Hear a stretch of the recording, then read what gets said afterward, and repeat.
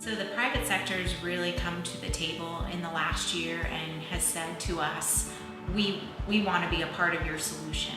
We want to not only be able to contribute financially, but we want to support this effort as it unfolds over the next 3 to 7 years. And I think that move by the private sector really was a turning point for all of us to be able to come together with really proactive solutions that help us achieve results.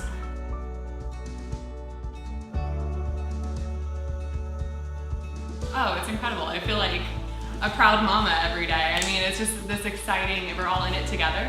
We all kind of cry together, we laugh together, we jump up and down together. It's a really amazing thing to watch where everyone was when we first came in and where they are now. It's every little baby step we celebrate. So it's really nice to be involved in the journey. It's a privilege to be there with them.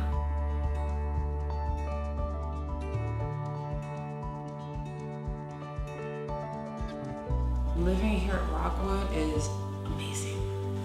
I've got my children. I have my 11-year-old, my 6-year-old, my twins are 4. My 6-year-old and my 11-year-old go to school right next door, which is awesome. And then there's also a wonderful after-school program that they come to after, which is amazing. And I get overwhelmed when I think about all the stuff that Jamboree and these apartments have done for me and my children's lives. There's no end to the programs that are just amazing and supporting.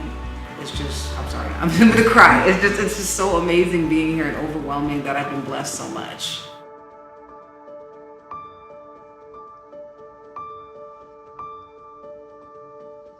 Well, the permanent supportive housing unit that I've seen have been very impressive in terms of upkeep and how they're managed. It seems to, from just first time going out there, that they're working and they're providing a service that we need. And like I said, the staff seems to be great. They really care about their tenants. So I've been impressed with the units we've seen so far.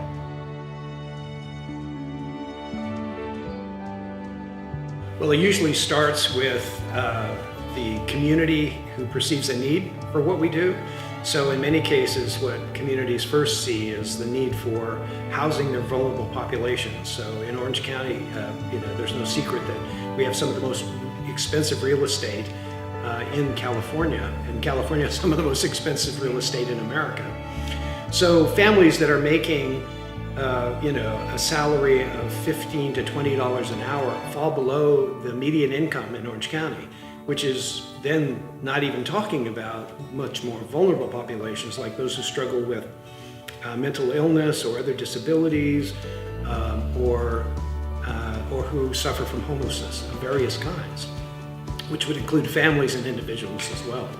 So it really starts with a vision on the part of a community and a neighborhood that see the need, and then it evolves from there in terms of an engagement, a conversation to fulfill the vision of what that community needs in terms of housing for these populations.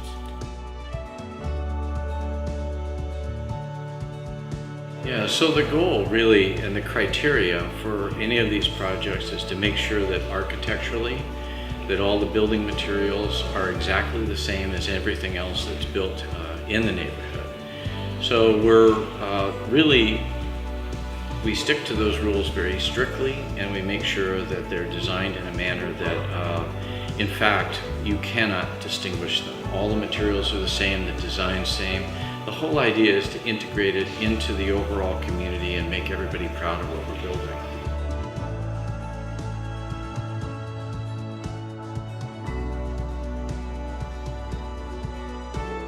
So I don't think people have a problem with trying to address poverty, addressing homelessness, finding good jobs. But in this case, the solution works for everybody. And I think that's why you've seen, yes, not only the Orange County delegation, but soon to be people outside of Orange County who definitely won't be affected by this directly are jumping on board because they really think that this will be a test run, but a successful test run.